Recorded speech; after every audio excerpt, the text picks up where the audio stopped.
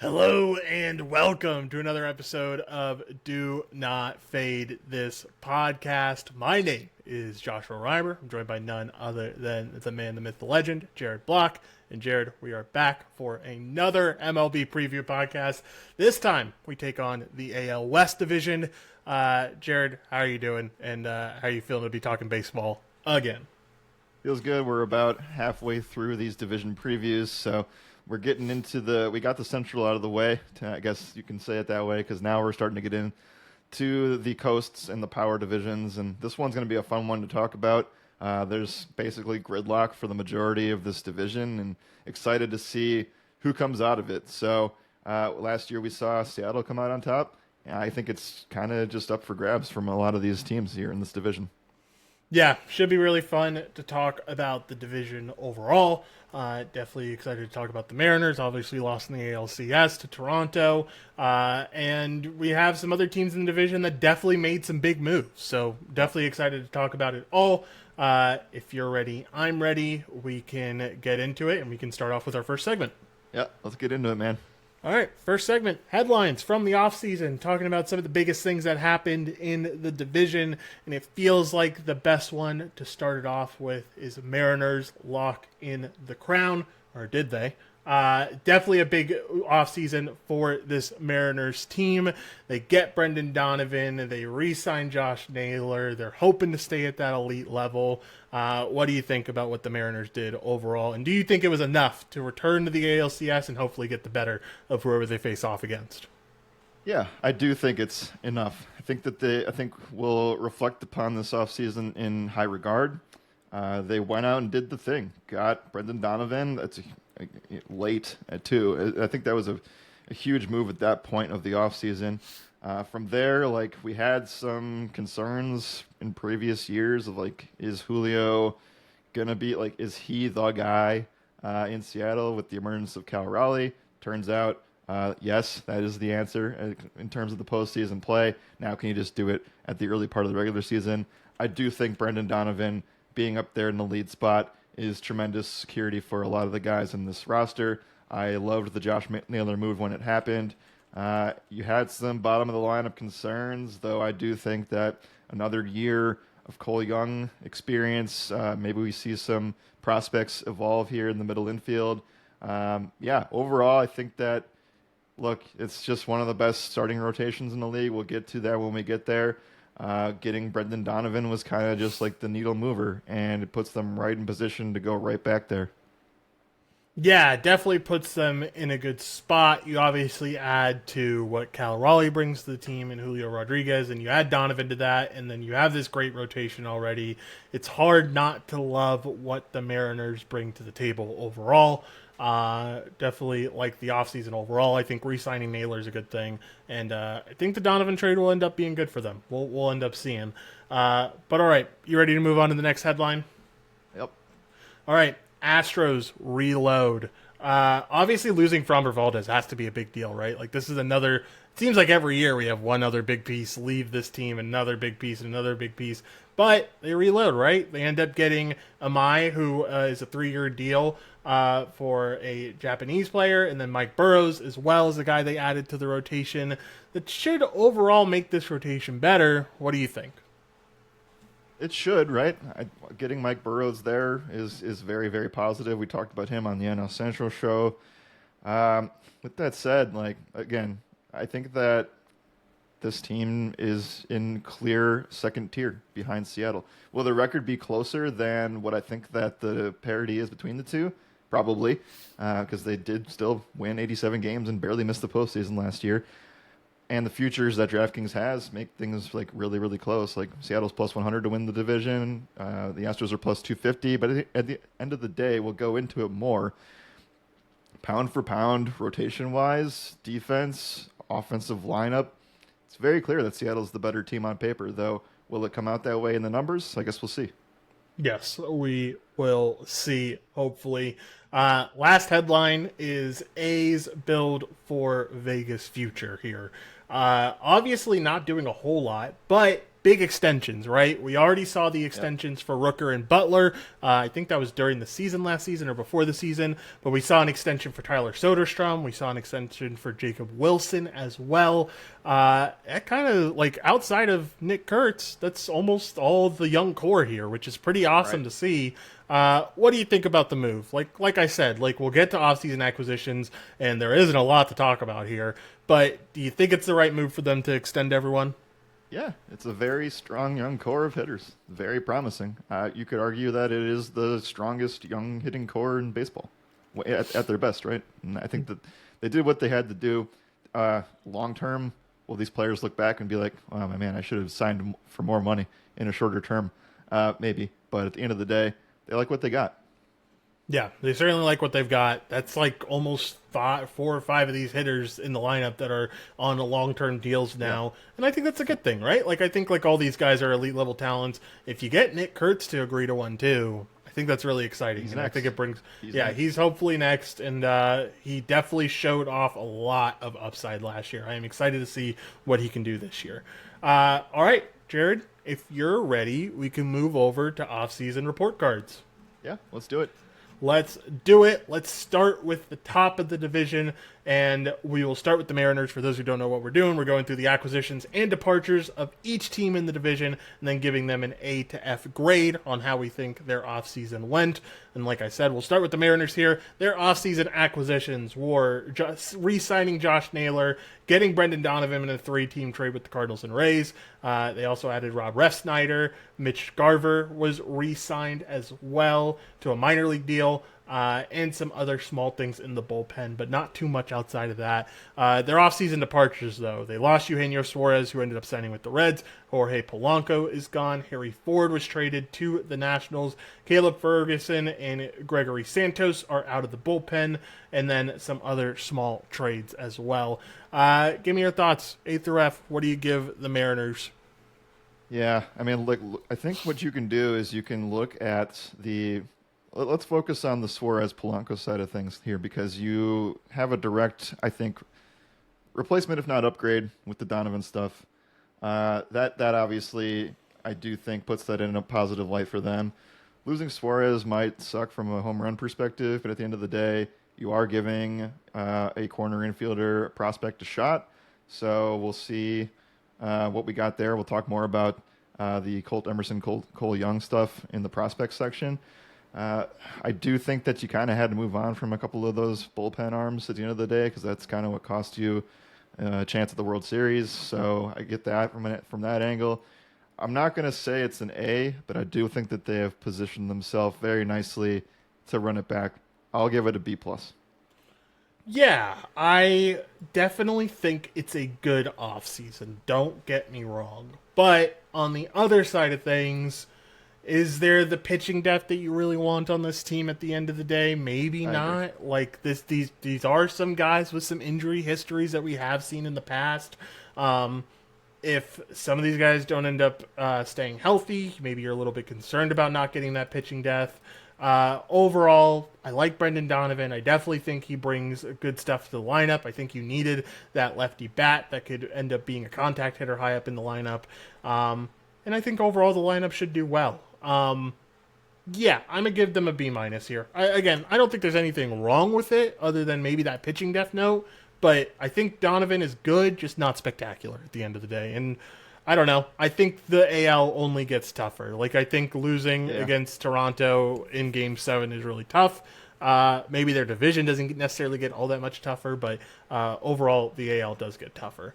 All right. That said, we'll close the Mariners off by just saying that just this past weekend, Bryce Miller had to leave because of a left oblique spring setback. So, like, the concerns are definitely there. And behind Emerson Hancock, like, it gets dramatically worse. So for sure. Yeah. And not getting another arm might be an issue. Yes, definitely. All right, we head over to the Astros now. They got Tetsuya Imai on a 3-year deal, like I already mentioned. They also got Mike Burrows in a 3-team trade. Joey Loperfido was acquired once again. He's been a part of this team several times. Nick Yep. Allen was acquired as well in the offseason, and Ryan Weiss was acquired. And then their offseason departures. Obviously, the most painful one is Framber Valdez going over to the Tigers. They also lost Mauricio Dubon in a trade. They lost Jacob Melton, Jesus Sanchez, Ramon Urias, Victor Carantini, Craig Kimbrell, and Brendan Rodgers. Most of those were trades. Some of them were just off-season departures as well, though. Give me your report card. What do you give the Astros? I don't know, man. This feels very meh to me. And losing Fromber is something that I think is way bigger on paper. I don't know. The Astros will be good. They will still find a way to win baseball games. They have a shot at winning this division, though I think they'll need quite a bit of assistance from mainly Seattle, not, maybe staying healthy. I'll give it a pretty vanilla C. I don't really think there is anything that moves the needle here on either side. And at the end of the day, if there's nothing moving the needle, then Fromber's definitely making them like an off-season loser. Yeah, I think that they do a really good job of trying to replace Valdez in the aggregate at the end of the day with Amai and Burrows. Like, I think the upside there is obviously really good. I think the downside is like Burrows is a guy that can't get up to 80 pitch count without some really big inconsistencies like we saw with the Pirates last year. And Amai is a guy that might be a dud type of pitcher, which we've seen from Japan at some points. So doesn't always end up turning into, the Shohei Otanis of the world. Sometimes it doesn't end up going right, like we saw with I'm thinking of a name and I'm forgetting it on the Orioles. Help me out here if you know who I'm talking about. Sagano? No. Yeah. Yeah? I No. don't think so. I don't know. I'm blanking on it. Anyway, if you know who I'm talking about, you know what I'm talking about. We definitely haven't seen all these Japanese deals go right. So I think it's a good attempt. We'll see if it ends up working. I'm giving them a B minus. I'm not necessarily, I think the ceiling's good. I think the floor's pretty low. I think it's an okay offseason for the Astros overall. All right. Jared, we head over to the Rangers, who we have not gotten a chance to talk about, but were pretty significant in the offseason, right? They end up trading for Mackenzie Gore. They got Brandon Nimmo in a trade with the Mets. They got Danny Jansen as well. Jordan Montgomery is someone who signed on a one-year deal. They re-signed Chris Martin. Then they got a whole bunch of pitching depth. Whether it be in the bullpen or for starting pitchers. They got Alex Diaz, Jacob Junis, Tyler Alexander, Austin Gomber for the starting pitcher, Ryan Brazier, Cal Quantrill as a starting pitcher, and Josh Sborz as well is re-signed. Their offseason departures, though. They lose Marcus Semien in a trade with the Mets. They lose Adolis Garcia to the Phillies. They also lost Merrill Kelly, Phil Matone, Halby Milner, Sean Armstrong, Jacob Webb, Tyler Mahle, Jonah Heim, Gavin Fine, and Dylan Moore as well. Give me your grade. What do you think about the Rangers overall? Well, they clearly said that things aren't working right now. Our post-World Series era is needing to be retooled tremendously. This is one of the most full acquisitions departures in terms of volume that we'll see in baseball. So with that said, this is the team that finished exactly 81 and 81, completely even last year. And they basically, without us being in the room, told themselves that they just need to do everything possible to get Jacob deGrom to the postseason. That's what I'm thinking here. I worry a lot about the Semien Garcia departures, though you can make an argument that since the World Series, they just were not the same players last year, and that's definitely valid. I love the Mackenzie Gore stuff. I'm a Gore truther, though we completely shit on him the back half of the season last year. I do think that him in this rotation certainly helps, though I have some concerns with some of the other. They just made a ton of moves for the bullpen as well. I have my concerns about the team in general. I don't know how I feel about the Brandon Nimmo deal at the end of the day, but I do like the Gore stuff. So, there's positives and negatives to all of this. I'll give it a slight upgrade to what the Astros did and give it a C+. Yeah, I am going to go with I find it tough overall because am I all that excited? No, not really. Do I like Mackenzie Gore a lot? Yeah, I really do. I'll go with B minus here. Look, I think the Gore edition is really solid. I like what they bring to the table with Danny Jansen because Kyle Higashioka is not that great of a hitting catcher at the end of the day. I think the Brandon Nimmo trade is kind of just like meh. Like, yeah, I think when this was brought up in the Discord chat, when the trade happened, I kind of said the same thing where I was like, it's kind of just 50-50 both ways. I don't feel good about either side necessarily, but I understand the need to make a change. And yeah, I think overall retooling of the bullpen was definitely needed. They definitely had their struggles last year there. I like the pitching depth they end up getting. I like giving Jordan Montgomery another chance. I think he does have some good stuff if you can retool him. I think Austin Gomber and Cal Quantrill, again, kind of like you said, is just an effort of either, oh, let's get Jacob deGrom to the offseason this year, or, oh gosh, if deGrom or Eovaldi or Gore or someone else gets hurt, then we have someone else to fill in that's at least had that major league experience before. So I like what they did. Don't love what they did. We'll go with B- here. I just in passing here, I like the Gore aspect the most.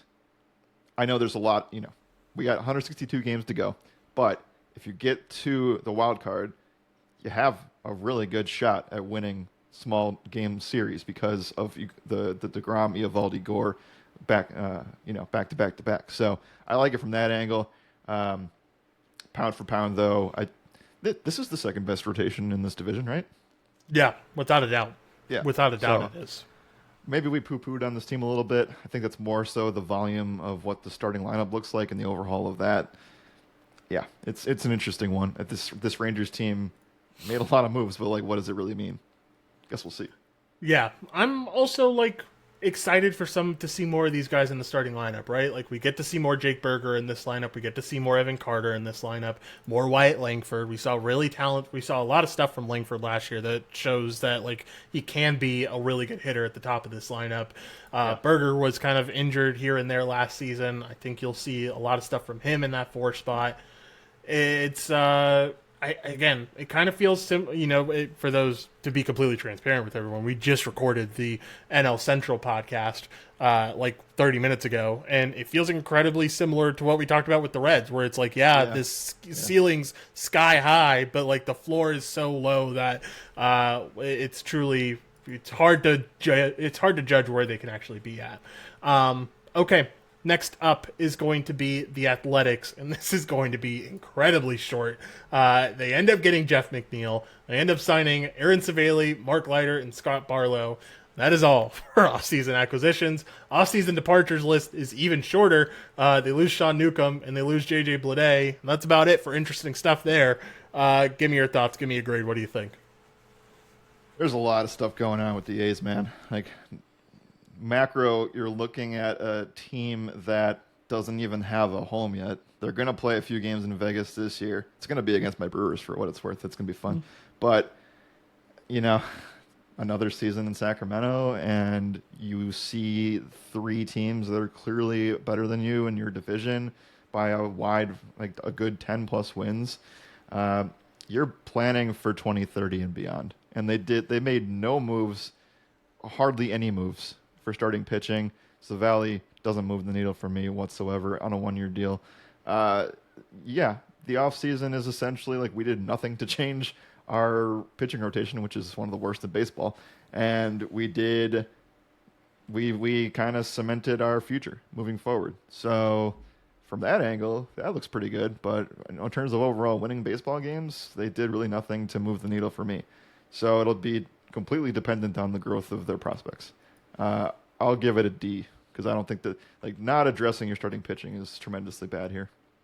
Yeah, I know we don't talk about it, but like the extension stuff does feel like I don't know how much to key it into this because it's good news, but like again, going back to our last podcast that we just did with the preview podcast, we were talking about the Cardinals and just saying that in terms of direction, you're doing something solid and that probably deserves an A, but in terms of making winning moves, it's an F, right? And so I guess D+ because I'll add in the extension facts of extending the guys that they did makes sense. In that regard, we should make those two situations relatively the same. So I don't think you can put the A's off season above St. Louis. So I will change mine to an F because that's what I did for the Cardinals. There you go. Fair enough. Yeah, I'll go D+ here. I think that extension stuff is good. Did you make moves to play winning baseball? No, you didn't. Yeah. So that's kind of where they're at. And last, we'll talk about another team that we haven't talked about yet. It is the Angels, who did make some good offseason acquisitions, right? They go out and get Grayson Rodriguez in a trade with the Orioles, which should be a lot of... I mean, we saw Grayson Rodriguez at his best. He was a really good starting pitcher, so that could be really good for them. They also got Josh Lau in a 3-team trade with the Rays and the Reds. They got Kirby Yates added to this bullpen. They got Alek Manoah as a 1-year deal. Vaughn Grisham was acquired. Yoan Moncada was re-signed. Chris Taylor was re-signed. Then they got a few other bullpen pieces that I feel like does put them in a pretty good bullpen overall. Their key offseason departures, though, they lose Taylor Ward, they lose Kenley Jansen, they lose Kyle Hendricks, who retired. Luis Rengifo ends up going to the Brewers. Brock Burke ends up leaving. Luis Garcia, the relief pitcher, Luis Garcia, ends up leaving. And Andrew Chaffin ends up leaving to the Twins. Give me your grade. What do you got? They're buying low on pitchers that have been forgotten. The Grayson Rodriguez, Alek Manoah stuff is interesting. Josh Lau, I think, is one of the highlights of their offseason. They tried. They look, they tried. And I liked some of the moves when they were happening earlier, like in the holiday season. So with that said, they did more than the A's drastically, not only by the number, but actually moving the needle a little bit. I still think this is a pretty bad baseball team, all said and done. We'll talk about them more as we move forward, but I'll at least give it a C-, because I do like the Josh Lowe stuff. I do think trying to, it's not going to be a like a generational fix, but you at least are buying low on pitchers that you have seen do well. Like we did see Alek Manoah do well before he completely got railroaded. Grayson Rodriguez, same thing, then got injured and then wasn't really the same. Can those guys turn it around? Tough division to do it in, but at least, you got them at the back end of your rotation, which I think is a positive. I think it is a huge improvement on what the Athletics did. Like we said, if you're grading in terms of getting wins, I like this. I like the moves. I like Grayson Rodriguez. I think it adds something to this rotation. I think at the end of the day, you talk about this starting rotation that has Yusei Kikuchi, Jose Soriano, Reed Detmers, Grayson Rodriguez, and Alek Manoah. Like I know Alek Manoah is kind of like a humongous question mark, but a lot of these other guys have had success at the MLB level, and I get kind of excited about what this rotation can bring to the table. I also get really excited about the bullpen now. Like, Drew Pomeranz was really, really good with the Cubs last year. Like, excellent with the Cubs. He had that scoreless inning streak that went into like the 20s, I think, if I remember correctly. Jordan Romano, another guy that I think is a big addition to the bullpen. Brent Suter, a big addition to the bullpen. I know they lose Kenley Jansen, who did some really good relief work for them and really good closer work for them last year, but they do a good job of replacing him, like a really good job of replacing him. So I'm going B- here, man. I like what they did with the bullpen. I think the Grayson Rodriguez buy is a good thing. I think that you add more to this rotation than you lost in the lineup with losing Taylor Ward. And I guess your hope now is just praying to the Lords that Mike Trout can stay somewhat healthy for a full season. Because if he does, you kind of just replace what you lost with Ward and saying that like Trout stays healthy, he ends up being an above average hitter. As sad as that is to hear, he's probably not that elite level hitter anymore. But if he ends up being an above average hitter for you, that's solid. That's good enough to replace Ward. And I think Zach Neto brings a lot to the table at the top of this lineup, even though he's not part of the addition stuff. But like, I'm just saying, like, overall, like, I like the direction of the team. I like where you're heading in terms of getting more wins than you did last year. So I'll go with B- here. Well, not much can be worse than having, remember, and this is something important to remember if you are betting on player props or early DFS stuff early in the year.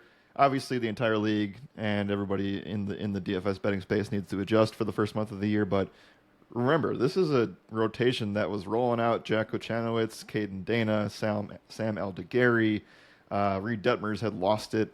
Like, you got some really, really bad arms that won't be in the rotation to start the year. Maybe they'll make their way in some parts of the summer, but yeah, I would take a hesitation approach on targeting the Angels early.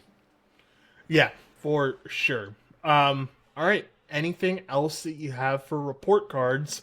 If not, we'll head over to rookie roundup. No, let's move forward, man.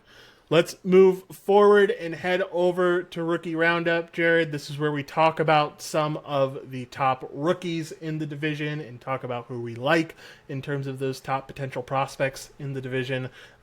Jared, I'll let you go first. Who do you want to talk about here? Yeah, I do think we should start by talking about Sebastian Walcott, who is a top 10 prospect for the Rangers. He's in Double A. This is a guy that we might not see this year, but has tremendous upside. The defensive talent is extremely solid. The power is something that we like. He's a big guy. He's 6'4", and I do think that this is something where like you could see him being the guy that comes in and plays second base for this team, or even like a corner infield type situation. Texas has, I won't say immediately this year, but they will. They could have some holes that would, kind of lend their way to him coming in and being this guy. We might see him at the end of this year if things go poorly and go south for Texas, but definitely could be an offensive spark futures type of play. Yeah, I like the overall player. I think he is really solid. I think he draws a lot of comparisons back to Corey Seager. Like, you're talking about another tall shortstop that has a really good arm and has the bat skills to end up being solid at the MLB level. I like what Walcott brings. I think we do end up seeing him probably late in the summer, but I think we do see him at some point, and he ends up being a really solid prospect overall. Lots of shortstops this year. My goodness. Yep. It is shortstop central. Again, like we just talked about NL Central. Yeah, Five, we just five of the top 7. Yeah, we just talked about NL Central, and we talked about a bunch of shortstops. We're going to talk about another one next, and Colt Emerson, who is a guy for this Mariners team and is a lefty bat, brings a lot to the table in terms of his bat, and is, I think, their hope to replace JP Crawford and add a little bit more to this lineup. Give me your thoughts on Colt Emerson overall. Yeah, this is going to be a spot where I think that, JP Crawford had a really bad season last year to the point where they had to move him down to the 9th spot and mess around at the top of their lineup. Now, we should still expect him to start as short, but if we see some more regression in a negative light, like Seattle's going to give the green light and try some things out to try to get them over and push them over the needle, because you could argue that is the worst hitter in their lineup again entering the year. And I think that they got some things to figure out still in what happens with the third base spot, as well as what Crawford's future brings. But yeah, it does feel like we're going to see quite a bit of some young Seattle guys mixing in early on. Yep, for sure. All right, who else do you want to talk about here, Jared? I mentioned earlier, I don't expect to see him this year, but in the event two things happen. Number one, a couple of existing injuries to Seattle's rotation start to flare up, and number two, like we talked about them not having any left-handed depth. Like, just keep an eye for Cade Anderson. I don't expect to see him this year, but he's the top 25 guy. He is a left-handed starter. He's one of the only left-handed starters in the top 50 in terms of prospects. The guy closest to him is Peyton Tolley from Boston. So not similar trajectories. Obviously, one is way, way, way older than the other. And I'm talking about a rookie in general. So I know it's a long shot, but if you're looking for replacement rotation guys, like that's a name to keep an eye on. Maybe the more realistic name that we should talk about is Ryan Sloan, who again is another right-handed pitcher, a guy that maybe is a couple of years out. But look, if Seattle keeps having these issues, one thing could lead to another. So I'm just saying, like, maybe this is not like a Jesus made. This is not like a conversation that we just had about Colt Emerson. But you have some guys for the Seattle Mariners that can make some noise if they get the call up, and they might get it like a game or two, a start or two here and there. But this is just purely a prospect conversation, a deep dive. Yeah, for sure. Both of these guys look like they're going to be in the majors. Not this, well, I don't know. But Cade Anderson, I feel like, is the closest to the majors. He could actually be brought up, especially if you see this team dealing with a lot of injuries. Ryan Sloan, I don't think you end up seeing this year, but like these are two high-level guys for the Mariners, and they have the switch-handed pitcher my gosh, good luck trying to say this name. Hold on, I looked up the pronunciation. I know. Jurangelo Cincha is how Google says to pronounce it. If it's a very tough name to pronounce, go look if you don't believe me. But this is the switch-handed pitcher experiment that a lot of people have been talking about. We'll see if it ends up working out at the MLB level. I have severe doubt that it ends up working out overall, but we'll see. Maybe it does.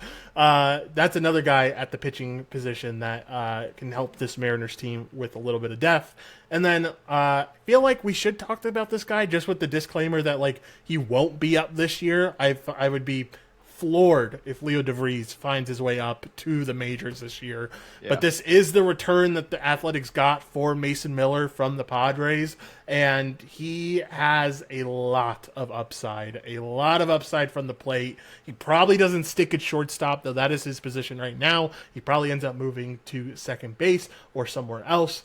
But, Leo DeVries is someone you should look out for. If he does end up getting to the bigs, he can definitely have a lot of upside there. He's only 19 years old, too, just to add on top of all that. All right. Anything else from a rookie roundup perspective, Jared? If not, we head over to division power rankings. Two quick things. Number one, I was just noticing that Houston doesn't have any top 100 prospects as of right now. No, again, you can take that with a grain of salt, right? We've seen some interesting stuff from them in the offseason.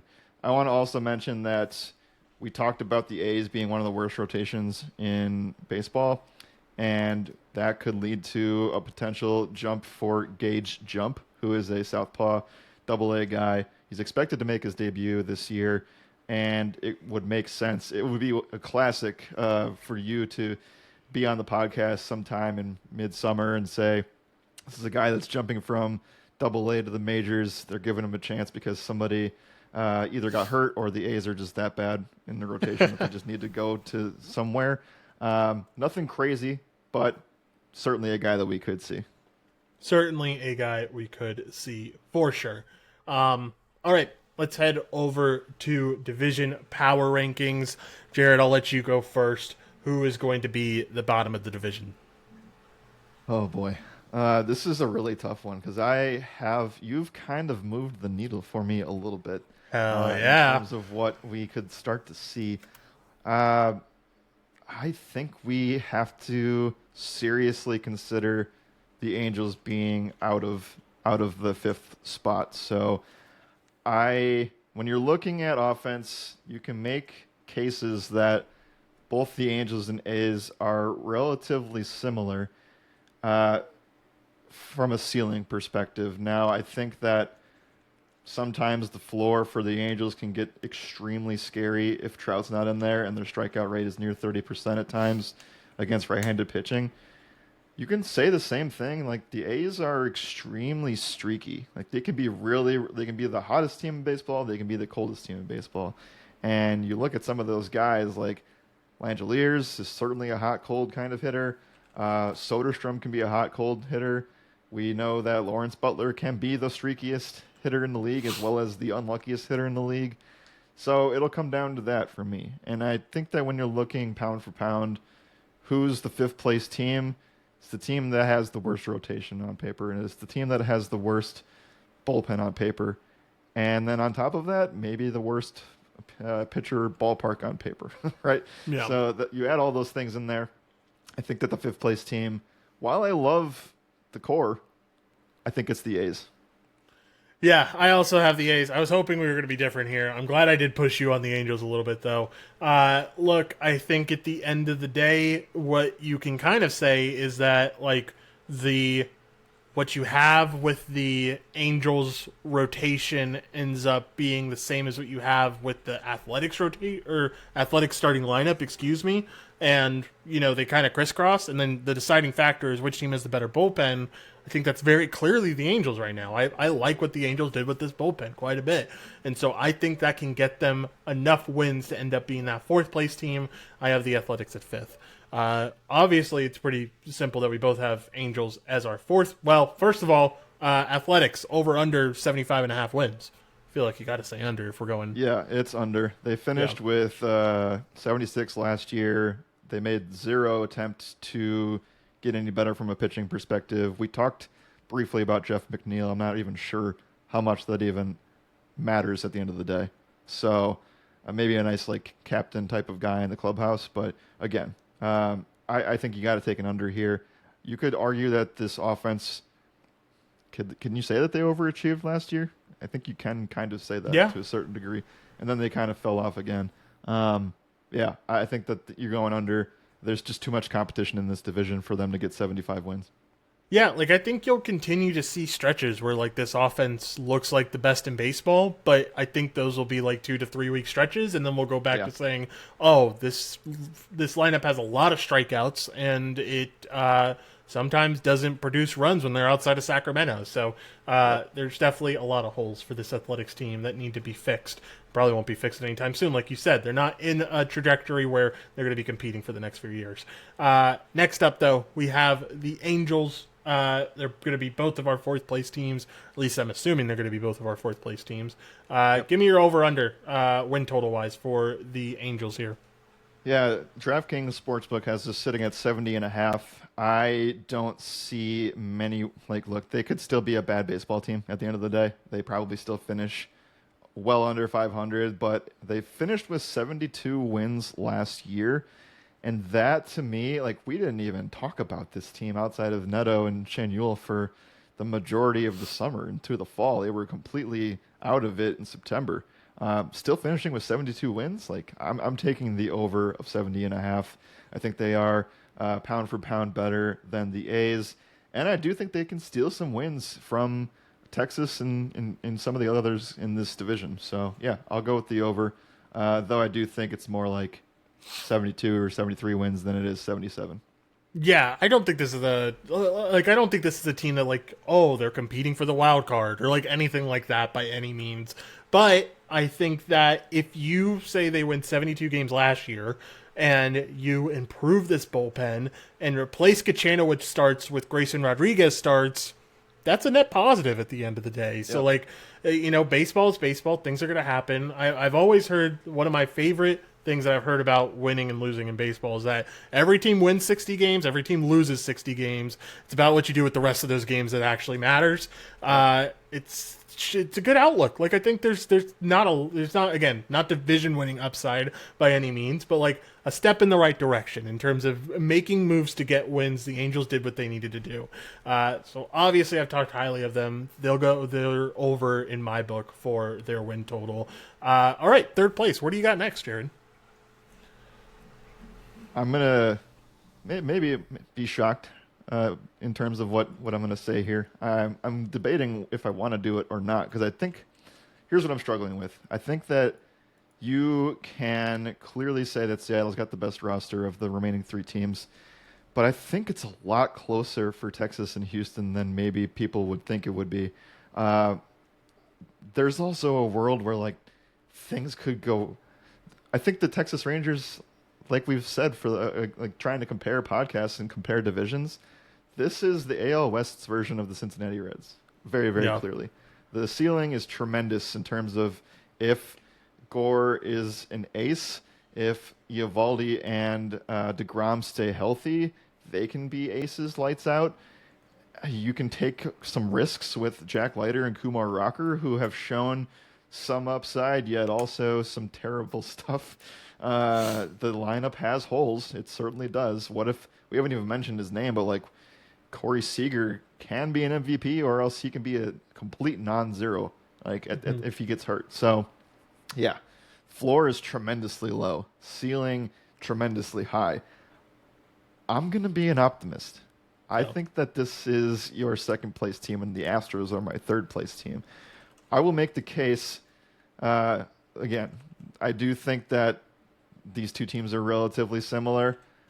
We've seen Houston's offense go extremely cold, and what happens if Yordan can't stay healthy? Another year of Jose Altuve. Jeremy Pena was a disappointment at times after a really strong start to the year. Christian Walker got going late, but was honestly a let down for me last year. We'll see what Cam Smith can do in another year moving forward. Again, though, there are definitely some holes and some floor things in this lineup. We didn't even talk about the rotation after Burrows. We don't know what Christian Javier is going to look like. McCullers and Arrighetti are complete question marks for me. I'll get your thoughts on those guys. I completely believe in Hunter Brown.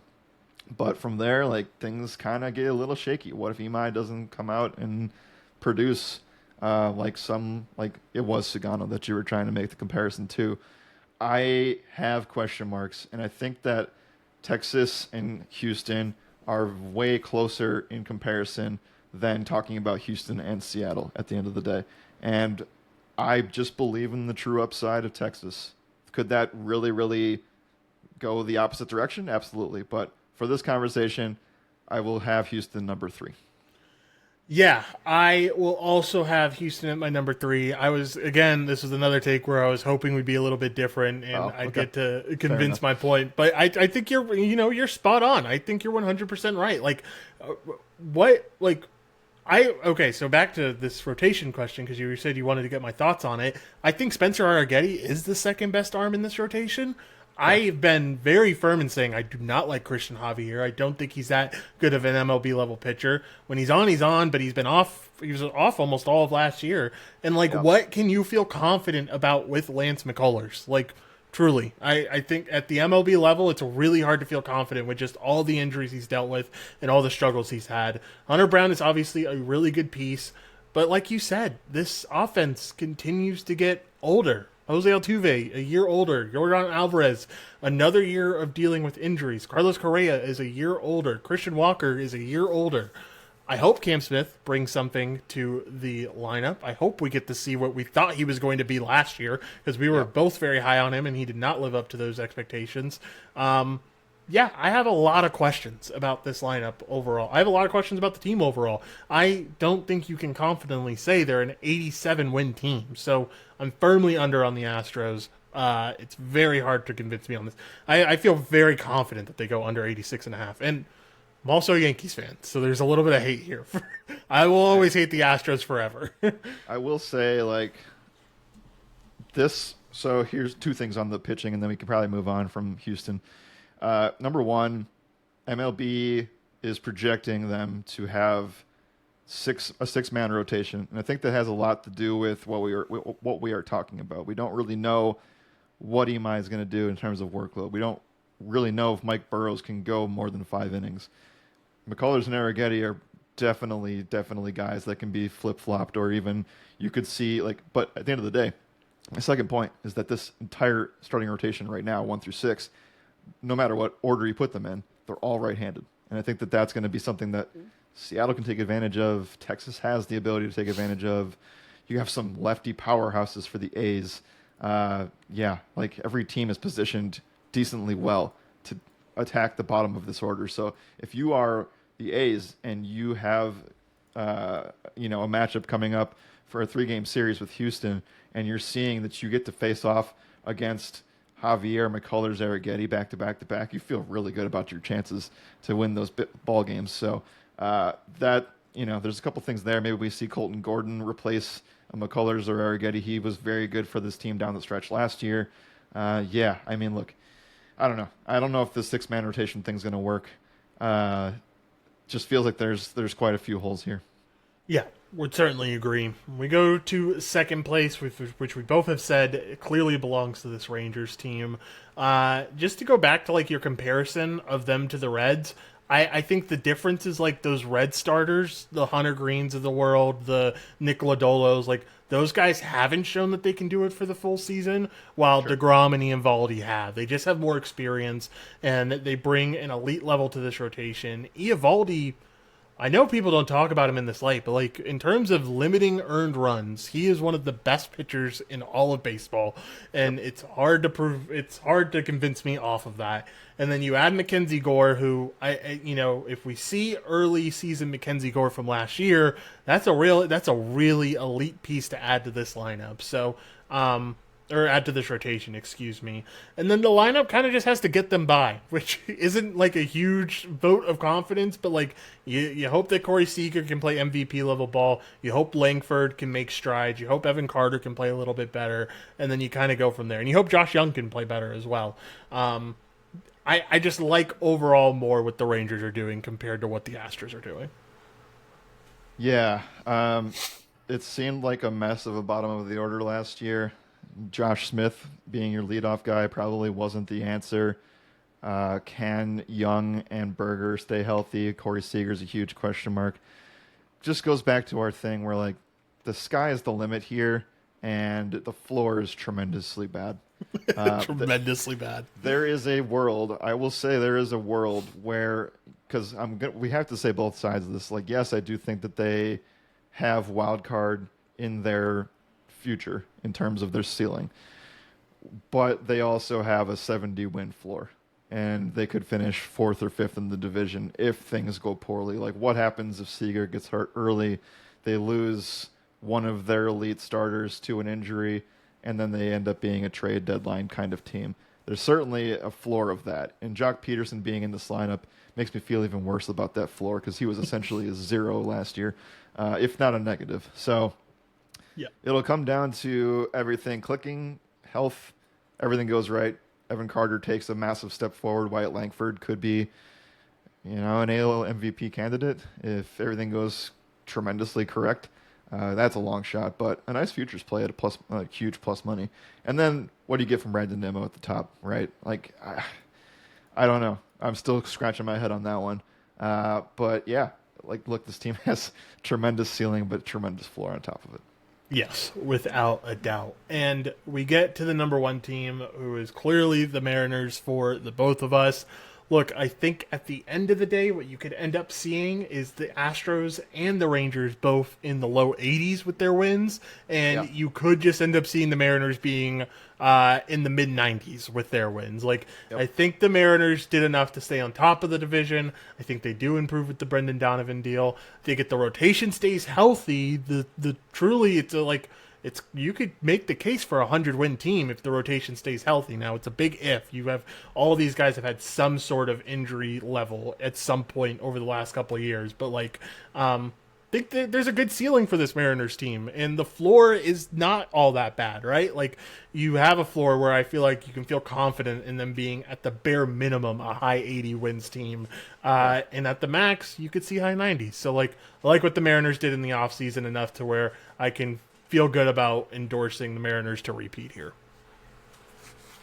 You said it correctly. There's not much I can add to that. The only thing I will say is do not be surprised if something is up. I don't know. Maybe we're just being cautious with the Bryce Miller injury.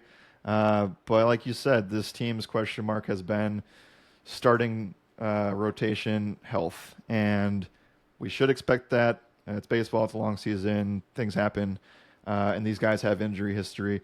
I would not be surprised if you're Seattle, you got all of their trade deadline moves, all of their summer moves have been with big bats over the last few seasons. We saw Josh Naylor, we saw Suarez, for examples. I would not be surprised. Like, what's the ceiling for this team? It's a World Series. You need starting pitching, and they have it, but they get hurt a lot. So I would not be surprised if Seattle went out, gave away a couple of other nice prospects that we talked about earlier on in the show, and got a quality, if not elite, left-handed pitcher. That's what I think could happen if these guys continue to get hurt. Yeah, can certainly see that happening for sure. All right. Anything else here for division? Over-under. What was there over-under? Over-under 89.5, Jared. What do you got? I'm going over. I think that 90 last year was what it was. I'm expecting Houston to regress back to being a low 80s type of win team. And I think that there's a world where this team leads the league in wins. So I'll go with Seattle over. Yeah, I am going with Seattle over as well. Like I said, I think at the bare minimum, I think the floor is pretty well established. They are a high 80 wins team, and the ceiling is in the high 90s. So I think over 89.5 is definitely solid here for this Mariners team. All right, we head over to Two Minds Are Better Than One. For those who don't know how it works, Jared and I go back and forth, each of us selecting 2 season-long player props each. We add those into a parlay and end up giving the total odds for that parlay. Jared, I'll let you go first. Where do you want to go? Let's see. I don't know if I believe in the wins here, but I'm going to try to find I want Mackenzie Gore strikeouts. That's what I want. Oh man, And I we can have it in the collectively call slip that. already for Go, okay. You say it first, and 180. I'll find something else. No, it's fine. You can take it. I'm Okay. perfectly fine with that. I'm just telling you Yeah. what I have it in the slip right now. It's 180 plus. Yeah. I You're like welcome that to a take lot. whatever. Yeah, I like let's that a go lot. with Mackenzie Gore 180 plus. Just has to put together a full season, which I think is definitely doable. I am going to go with Wyatt Langford for 120 plus regular season hits. Like we said, there's definitely upside for him overall. AL MVP might be a little bit of a stretch, but I'll let Jared be Jared. I do think that like all-star aspirations are certainly there for Langford, and I really like the upside with Seager behind him. And if the rest of the lineup can stay healthy, then even better overall for them. So yeah, Langford 120 plus regular season hits. Where else do you want to go? We did not bring this guy up on the podcast, but I am going to go with Joe Adell to record 30 home runs, Josh. It's right now it's minus Nice. 165. I know that seems like something that probably shouldn't make this parlay, but at the end of the day, he had 37 last year. It was a breakout season for him, and no one really talked about it for the last. That's just not a guy that's going to be popping on a lot of people's radars. Though I will say, like, there's still a lot of strikeout risk here. He struck out 151 times last year, and it wasn't that great from an average standpoint. So it is betting on the guy to kind of just hope that he does it again this year. But I do think that the ceiling is pretty tremendous, and think that a healthy Mike Trout helps the situation overall. You would have to argue it. Now, I know it's not in our projected lineup, but I would argue that he deserves to have a higher spot in the lineup. I would not be surprised to see him bat. Right now, Moncada is in MLB's prediction of the starting lineup for opening day at the cleanup spot. Would not be surprised to see Joe Adell hit cleanup for this team for the good portion of the season. Yeah, could certainly see that end up happening. I have for my last one Nick Kurtz to hit 35 plus regular season home runs. You get another year in Sacramento. You have 36 last year with the Athletics. I think that we're just scraping by what he can really do. He is clearly one of the best hitters, but one of the best young hitters in the league right now. And I like what Kurtz has and what he brings to the table. So 35 plus regular season home runs. So altogether, we have Mackenzie Gore for 180 regular season strikeouts, 180 plus regular season strikeouts.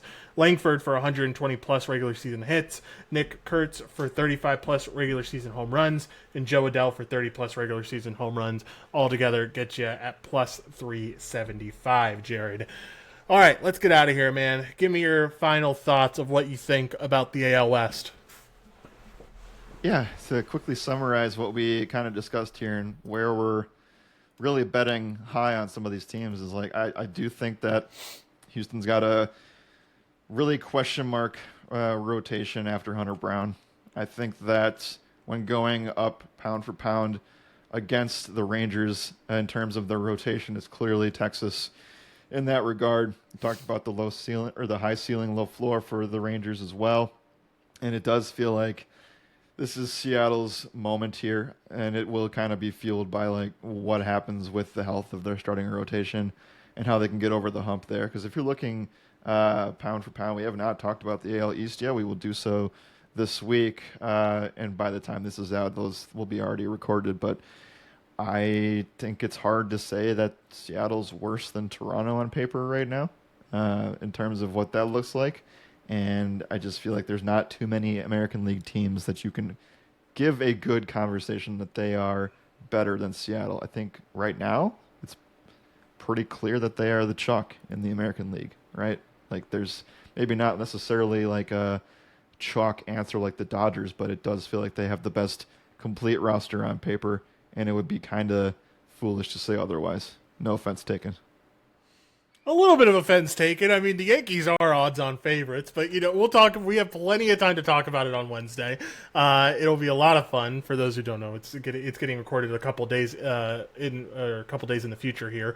But I here's how I'll sum up the AL West. At the end of the day, like you can definitely put them in the AL Central conversation of like, gosh, like this is kind of a drudge to get through. Talking about this division overall. Sure, it's always fun to talk about baseball, and I always have a good time talking about baseball, but the Mariners are really a saving grace for this division, because without the Mariners here, man, this would have been a boring podcast, because we would have had some good things to say, some positive things to say about the Rangers and what the Angels did, but like overall, I think we both kind of agree that like both of those teams can miss out on the playoffs still. Like, even with the positive things we said, both of those teams can miss out on the playoffs. So, thank goodness the Mariners were here to save us a little bit and talk about some really high-level baseball, because I think that's what they bring to this division, and I think the rest of the division could really fall off. I think this is a year where you could very well see like 4 ALS teams be in the playoffs because of wild card stuff, and AL Central and AL West be missing. It's just the division winners that end up making the playoffs and no one else. So, going to be a lot of fun to talk about the AL East. I feel pretty iffy about the AL West. I feel like starting rotation-wise, no one does it better than the Mariners. And I think as long as everyone stays healthy, obviously, like this is the best starting rotation in baseball, and it should be a lot of fun to watch. All right. Anything else here for this division preview, Jared? If not, we'll get out of here, man. I don't have much to add. I think that like we are probably, if you're looking for something that we're most bullish on, I think there's 2 things. I think number one, we expect the Angels to look better in general. Could that be completely a wash in a month and a half and Mike Trout gets hurt again? Sure. That's definitely a case. We're also extremely bullish on the Texas Rangers, if you haven't noticed. So with that said, from them, and like I think there's 2 things right now that I'd be kind of interested in terms of long shot bets, like winning the division or like win totals in general. Does feel like we're both really, really high on Cincinnati and Texas Rangers right now in terms of making money at plus odds in a scenario where things have to go right and very right. Yeah, very right indeed. I just want to see what it would be. Rangers are plus 340, so that's not too much of a long shot, to be honest with you. And you said the Reds too, right? Yeah. Where the hell are they? Oh, plus 425? Yeah, that's not a bad little future. Altogether, plus 2,210. So, yeah, certainly something there. Yeah, definitely high on those teams. Should be fun. Jaron, let's get out of here. Any other thoughts? Oh, let's move on. All right, let's move on. Thank y'all for listening. As always, my name is Josh Riemer. We will see y'all next time.